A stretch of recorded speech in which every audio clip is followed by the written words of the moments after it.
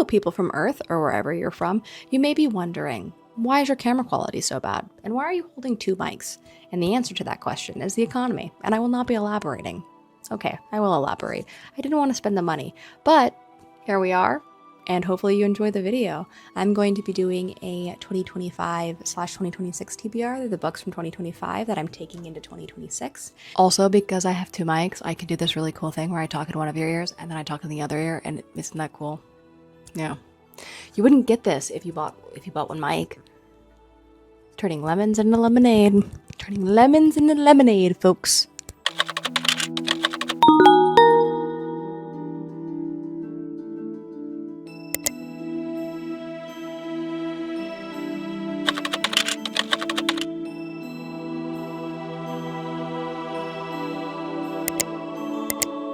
A little bit of backstory on my TBR is that the majority of these books came from 2025 and I'm bringing them into 2026. However, I did get a couple the other day, so I'm excited to share those ones. So far, this is what I have. Let me back up a little bit. I'm currently kneeling and this really hurts. I need to go to the gym. As you can see, this is currently my 2025 going into 2026 TBR, and we're going to go through every single one of them. Some of them I actually have read, so it'll be interesting to talk about that and what I'm excited for in 2025 with the new releases. Hold up. Yes, I just said that I have read books that are on my TBR for 2026, and that may be confusing, but let me clarify. There is a book on my TBR, only a single book, by the way. I don't know why I said books. There is a single book on my TBR that has a release date for the third book in September of this year. Because of that release date, I'm going to reread the first two books in that series to get ready for the release because it's my favorite series. Back to the video. Thank you for sticking around with me and listening to that clarification. In 2024, I actually read 80 books. I think it was 84 actually. But you may be thinking, that's a lot of books, or you may be thinking, that's not a lot of books. And for me, it was a lot of books. Normally, it'd be about 20, maybe 40. However, I fell into this little dirty fantasy rabbit hole, and I couldn't get out of it. And I haven't read a classic in a very long time. So I made a point this year to try to read all classics. Now, I don't know if you've ever only tried to read classics. It's hard. It's hard to do. And I thoroughly enjoy fantasy, and I enjoy horror, and I enjoy all of those genres. So this list is a little sample of what I'm really excited to read, and honestly a good starting point for me, because if I put too many things on my list, I'm only going to pick up the fantasy, and I really don't want to do that. This is a starting point for me, and I may go and read more and I may not, but we'll see.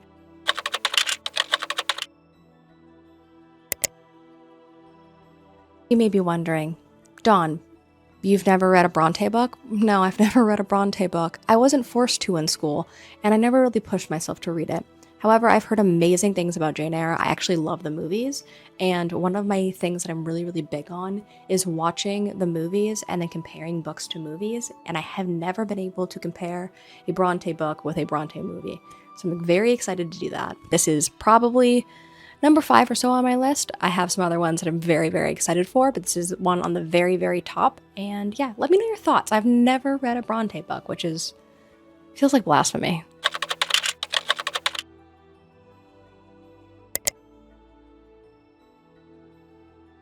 Path of Thorns by E.J. Slatter is actually number 2. However, I'm currently reading it. As you can see, I'm almost done with the book, and I thoroughly enjoyed it so far. There was a couple of things that made me pause and step back and go, huh? But it's very gothic. It was in the fantasy section, and it is fantasy, but it feels like a retelling of a story. It's very fairy tale-like. In fact, the front of the book, it says a delightfully sinister fairy tale, and I would agree with that. I caught that. There's werewolves in this book. There's a little bit of mystery. There's witchcraft. There's schmurder. There's all the things that you like in a good dark fairy tale, and if you like those things, I would go for it. It's been good so far. I have heard mixed reviews, and I have not finished it. So it's still on the list, though. It's still on the list because I have not finished it.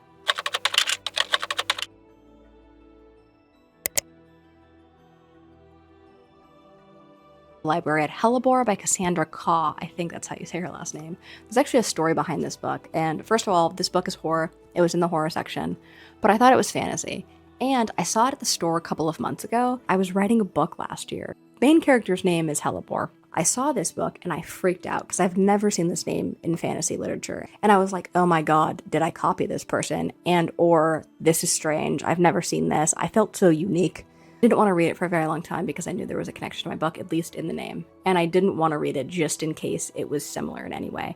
However, it seems that project is not quite happening, so I'm going to read it now and I'm going to thoroughly enjoy it because it is horror, and I love a good horror book. This book is set in an academy where this main character is kidnapped and forced to enroll, and then at the end of the year something happens and they start feasting and the staff starts attacking them, and I'm really excited to find out what happens and why it happens. You don't know my book taste, but the author of Gothicana is on the front cover, and I don't really like Gothicana. I started it, I've never finished it, so don't attack me. However, it's not my cup of tea. So I'm interested in seeing what that is about. But it is described as gory, gruesome, and gloriously gripping. It's a dark academia horror. So right up my alley, but I don't know. We'll see.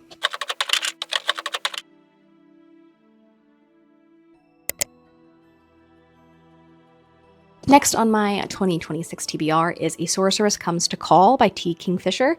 I actually made a video on TikTok, as we always do. As we always do in this world, we all make TikToks.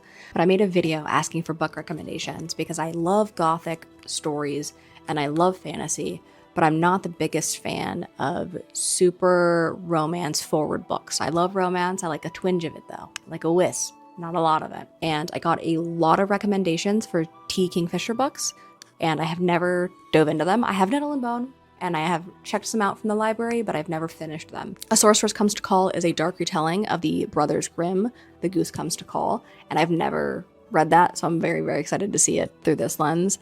And then nobody's actually read it because it's The Goose Girl by the Brothers Grimm, so not The Goose Calls. I would just like to formally apologize to the Brothers Grimm and then also say words are hard. So it's about an unusual mother. I love when I can relate to characters through the relationship that I have with my mother, and she's a pretty unusual woman, and so I'm excited to read this one.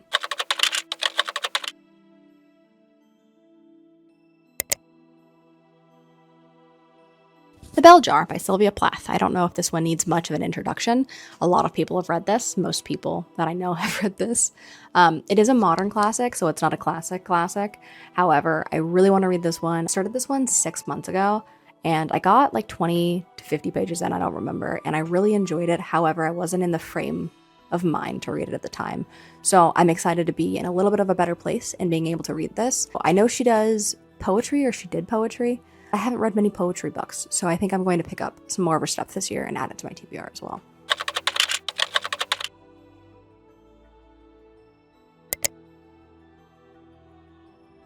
This is also another one that I have, in fact, almost finished. So I love this book. I loved the movie growing up. It's one of my favorite ones. And like I said earlier, I love to compare movies and books and see what's different about them, and this one's pretty different actually. It's not similar to the movie in my personal opinion, nor are the characters themselves, which is really, really wild. But if you have the opportunity to read Practical Magic by Alice Hoffman, please do. I am about 75% of the way, maybe 80% of the way through, and I love it. I read it when I'm traveling, when I'm on a flight. It's absolutely amazing, and I can pick it up and put it back down. And I also love the conversation about women's mental health in this book, and I love that it's coming from a woman. So I'm very, very excited to finish this one, and I probably will pick this up tonight, so we'll see. I actually haven't met a lot of people who have read Practical Magic by Alice Hoffman, so if you have, please give me your thoughts down below. I should be done reading this at that time, so it'd be very, very nice to see other people's opinions on it.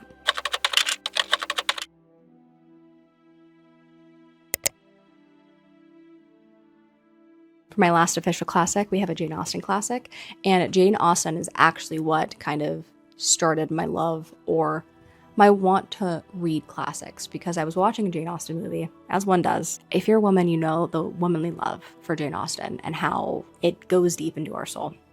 Anyway, I was watching Pride and Prejudice, and I really, really wanted to compare it to the book because I was watching the different versions, because they've made so many Jane Austen renditions of movies. I was comparing those, and I really went, I wonder what this is like compared to the book. Now, the answer is they are not very similar. the Jane Austen books and the movies. I really want to read this one because I haven't done it yet, and I did Pride and Prejudice earlier this year, so I'm very excited for this one because I was told it's her version of like a gothic story. I don't know if that's quite accurate. I have not started it yet, but I'm excited too because I really like gothic settings. These last 2 books are some of my favorite series, so let's go over them. I'm very, very excited, and I'm also very nervous.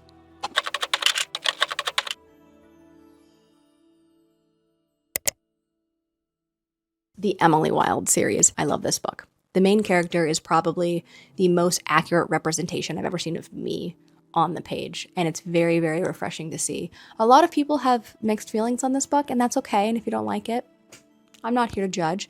However, I will let you know that you don't like me. I have not read this one, and I have not read the blurb either because I'm trying to keep myself away from it. In fact, this book came out a while ago, and I haven't read it because I've been really, really scared that if I read it and don't like it, I can no longer say this is my second favorite series.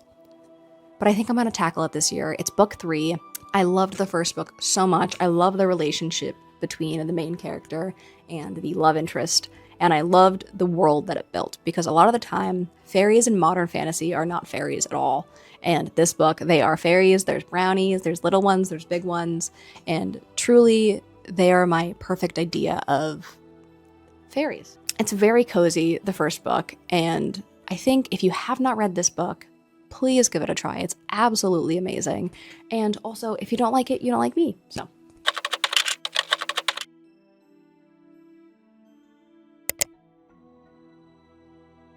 Ninth House by Leigh Bardugo. And you may be wondering, this came out a very long time ago. Why is this on your list right now? And the answer to that question is, I'm rereading it for the 4th time.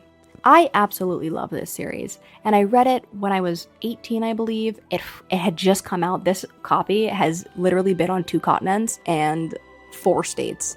So I love this book. It is my 4th time reading it. 3rd book is coming out this year, so I'm reading it in anticipation just to, brush up on the world, and then I'm going to read Hellbent after that. I don't have a copy of Hellbent here with me, though. There's a lot of discourse on this book, and I know a lot of people don't like this book for various reasons. There are a lot of dark themes in this book, and if you don't like that, that's completely fine. You shouldn't read it at that point. It may be triggering. A lot of people are a Leigh Bardugo stan because of her other books, but me personally, it's this book, and I don't even like the other ones. So, sue me if you want. Read this book. It's amazing. It's dark academia. There's a little bit of hell in there. Cue the name of the second book, Hellbent. So, this is my last book on my list, and I'm very, very excited for the release of the 3rd one. Thank you for watching my video. I really hope you enjoyed my TBR, and maybe you'll pick up a book or 2 that I suggested. Maybe not, we'll see. I'm really tired of seeing these overproduced, high-quality YouTube videos, and I kind of wanted to take it back 10 years and do something that felt more authentic to me, I guess. I will be making other videos in the future, and probably book-related content. I also crochet, and I have little trinkets that I love to share. So I'll probably be doing a video like that. I wish you a very, very beautiful 2026, and I hope everything's going well with your life. Goodbye, Earthlings, or wherever you're from.